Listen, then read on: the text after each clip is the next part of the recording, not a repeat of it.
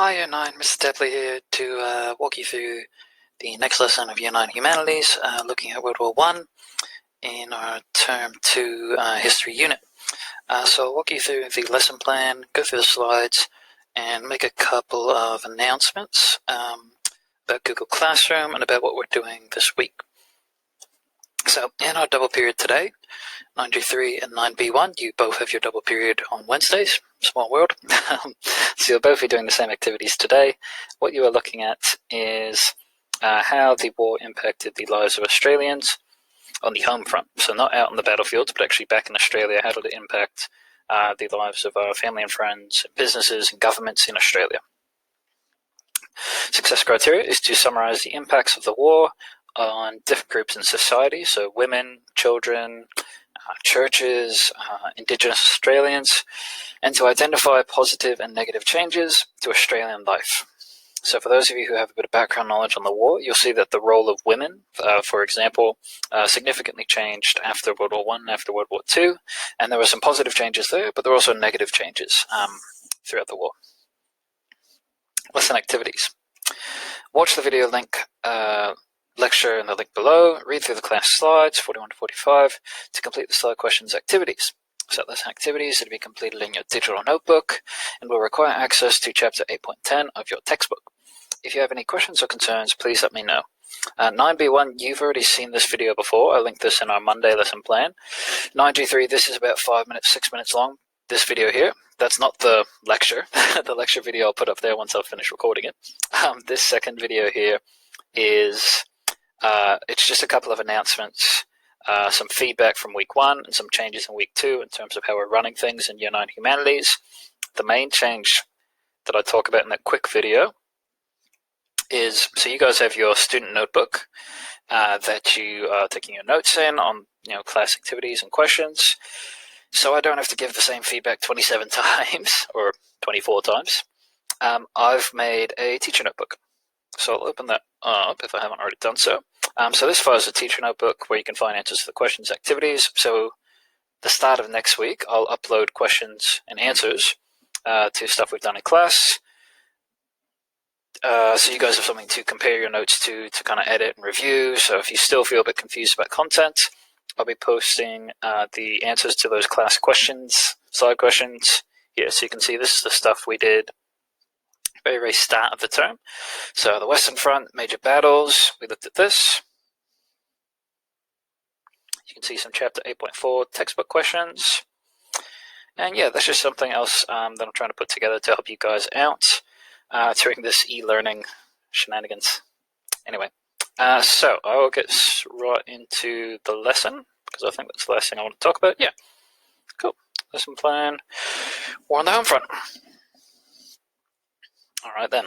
So, if you look back throughout history at wars, both modern and historical, you will see Mr. Tapley's head in the way. You will see a pattern. Initial support for a war based on patriotism and nationalism. So usually when a war breaks out, whether it was World War I, World War II, the war in Afghanistan and Iraq in 2001, usually there's a bit of support for the war because we get caught up in this patriotism, this nationalism. We want to support our country. The other country's the bad guy. We're the good guy. And then as the war drags on, you see a lack of support. You see a bit of conflict at home as people start to get more concerned with when this war is going to end. It's costing a lot of money. Casualties are growing. You start to know friends of friends or family members even who have died during the war, have been impacted by the war. So initial support, and then you see some conflict. World War I was not any different. So how the war usually will start out is the governments of nations can use these wars as opportunities to expand their control and power. So technically, the federal government has control over the military. So the state government controls some things like education. The local government, so Monash Council, will control local things like the parks, libraries. The federal government controls the military.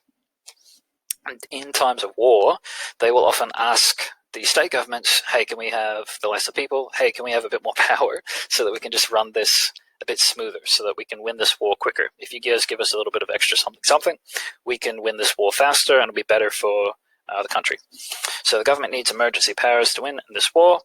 So what they did during World War I was they introduced a tax, which basically means Income tax is if you make $2,000 a week, the government is going to take, let's say, $200 from your paycheck and use that money to pay for war expenses. So they've introduced a new tax during the war, which obviously wasn't very popular.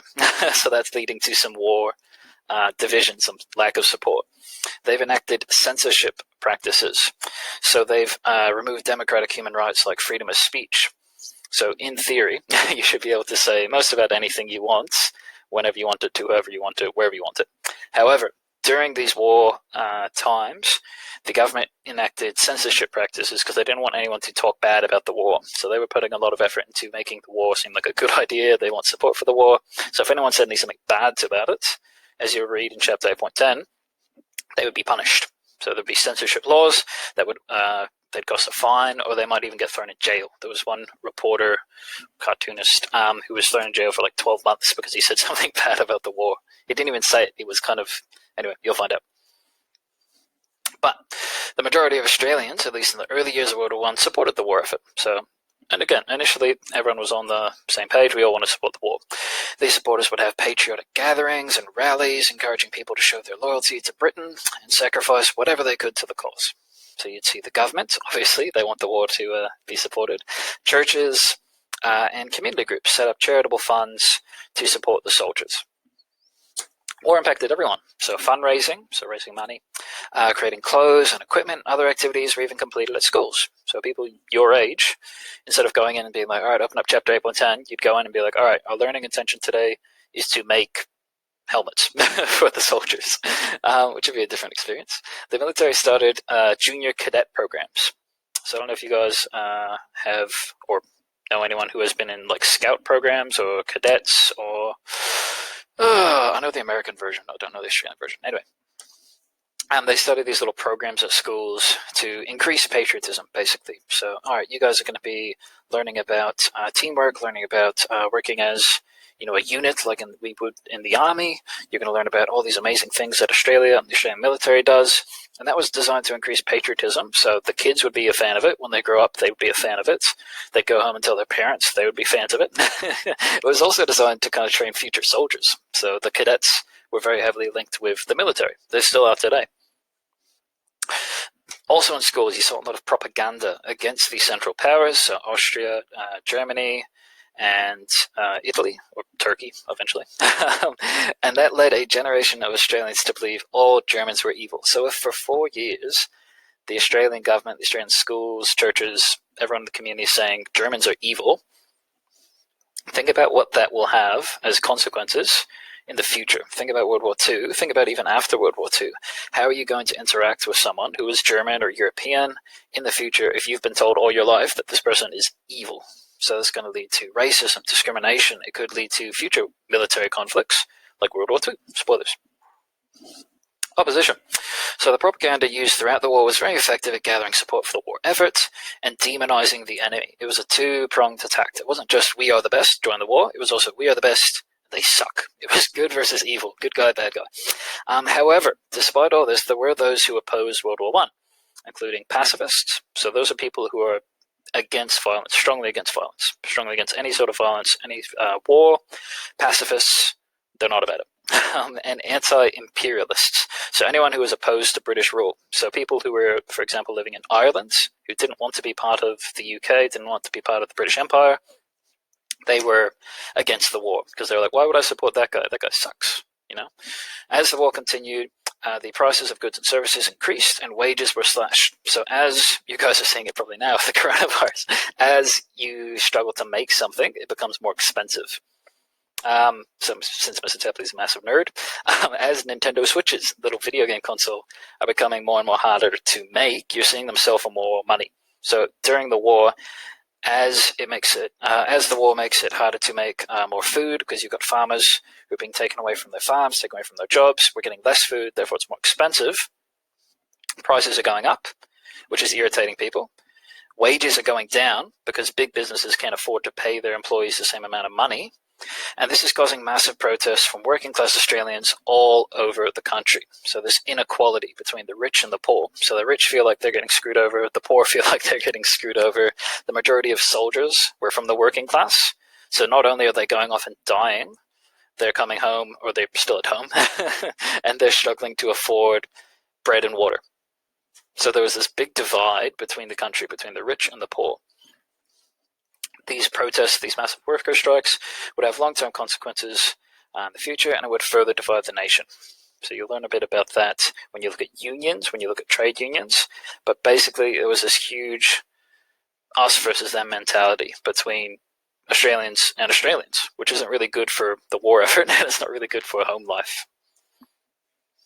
So, what I'd like you guys to do today, and I should stress that this is for the entire double period, so this is the one video is going to be covering what you'll be doing in the full double period today. And I'll put that in the lesson plan and compass because there was some confusion about that during our lesson last week, our double period. So during the double period today, it's entirely up to you how you split this up. I mean, if you want to make your life a bit easier, I recommend doing exercise 1. Where's my mouse? There you are. In period, the first half of the double period, and exercise 2 during the second half. For some of you who are a bit behind in some of your notebook activities, and I can't see you, perhaps you could try and smash these out in one lesson. Second lesson, you can have a bit of a chill review session, revise session, catch up on some old work, ask me some questions, etc., etc. So 8.10, exercise 1, you're looking at questions 1 to 8, very short questions, very simple questions, and questions 2 to 4 in exercise 2, which are the more complex, kind of longer response questions, apply your understanding. So I'll show you what those are all about, and then I'll get out of your hair. All right, so this is chapter 8.10. It talks about the war effort. The person who made this cartoon here, no, it was Tom Barker. Yeah, Tom Barker was sentenced to 12 months for publishing a cartoon that the government considered might harm recruiting. So that was that censorship stuff I was talking about. Anyway, go down. I've gone backwards, but I'm necessarily really savvy with computers. You can see in the chapter, though, they talk about the government, they talk about opposition, the role of children, they talk about propaganda and conscription. We already talked about it a little bit, so I don't really touch on too much. It talks about the Indigenous Australians and their experiences during the war. They spent a lot of time on women and the war effort, so you'll read about that in these slides. Oh, I finally got there. So I'll have to zoom into these questions. So 8.10, exercise 1, you guys are doing questions 1 to 8. So question 1, how did most Australians regard the war during the first 2 years of the conflict? So did they think it was a good thing, a bad thing, scary thing, unimportant thing? Question 2, what democratic rights, so what human rights did the Australian government restrict during the war? So what did they limit? I mentioned one during the slide, but that was not the only one they restricted. Question 3, describe how Australians of German descent were treated in Australia. So think about what I mentioned about the propaganda and how the impact, the consequences of demonizing, about saying all these awful things about Germans would have for the future. It would also impact the Australians living in the present. You'd see it in America as well, where during World War II, after Japan bombed Pearl Harbor, a lot of Japanese Americans living in California, living in the States, were punished very severely for these actions that they did not commit. It's hard to describe, or it's hard to differentiate between Germans and the German army, the German government. You see that today as well. You know, you see people in Kingsway, Glen Waverley, and Melbourne who are getting discriminated, vilified, racially attacked because they are of Chinese descent. Like, you spread the coronavirus. Well, no, 1, I live in Glen Waverley. 2, I did not. You're thinking of, anyway, that's another conversation. Question 4, outline the reasons for growing opposition to the war. So as the war went on, what were some of these reasons that popped up saying, oh, actually, maybe war's not a great thing? Question 5, why were recruiting campaigns needed by 1915? Think back to what we talked about with conscription and propaganda, and why Australia was unique in terms of the countries fighting in World War I. Question 6, around how many Indigenous Australians enlisted to fight in World War I? It's important to remember at this time of Australia's history, Indigenous Australians weren't really considered Australians. They were, not treated well today, but they were treated even worse back then. So it'd be interesting to see how many of them felt patriotism, nationalism for this country that's been treating them so horribly. Question 7. Approximately how many Australian women served overseas as nurses during World War I? And question 8. Describe other ways in which Australian women contributed to the war effort. So that's what we want from exercise 1. So again, that's probably the first half of your double period. Exercise 2. Less questions here. We're just looking at questions 2 to 4. Where are you? There we go. Question 2. Explain how school children are contributing to the war effort and why governments would have involved children in such activities. And that's asking you to look at source 2. Oh, it's going to be far too zoomed in for us to look at this, but let's see how we go. Next page. There we go. That's source 2. So explain how the children in source 2, the school children in Australia, contributed to the war effort. You don't have to just look at the photo. They do talk about it up there. Back I go. Question 3. Examine sources 3 and 4. Use evidence from these sources to describe discrimination against Indigenous and Asian men wishing to enlist in World War I. 3b. Explain to what extent this policy was changed between April and December 1916 and why this change occurred. So prior to this time frame, Indigenous and Asian men were treated very poorly. They were discriminated, and they were not really encouraged to join the war effort. After this period, though, that policy was changed. So why would that occur? Why do you think we would say, don't join the war, and then after this date, we would say, oh, for the love of God, please join the war, please help us? You can probably come up with your own ideas there. So that's sources 3 and 4. Oh, God, no. There we go. Gotcha. So a couple of text sources there, some primary sources from World War I. And then finally, question 4. Looking at sources 5 and 6, which are a couple of propaganda posters, analyze each of these posters, identifying one, and we've done this previously in propaganda conscription slides earlier in the unit. 1, what was the aim of this propaganda? So what are they trying to achieve? 2, the beliefs and emotions to which it appeals, so that's the persuasive techniques that they're using to convince you to join the war. And 3, do you think this would have worked? Yeah, yes, no, it would have been really effective, kind of effective, it could have been improved, blah, blah, blah, blah, blah. And that's all you're doing for our double period today in World War I history. And if you have any questions, guys, please let me know. Please do watch the announcement video if you already haven't, because I talk about that teacher notebook. I talk about a couple of other things. Please do watch these video lectures. Please do talk to me if you have any questions, and also talk to your classmates. You know, if you've got questions that you think that I can't answer but students can, go for it. It's a good opportunity for you guys to communicate to each other, to connect, to stay in touch, talk to each other over social media, email each other, get a group chat going. You can say mean things about Mr. Tapley's headset or how his voice sounds on audio. But yes, anyway, best of luck, guys. Cheers.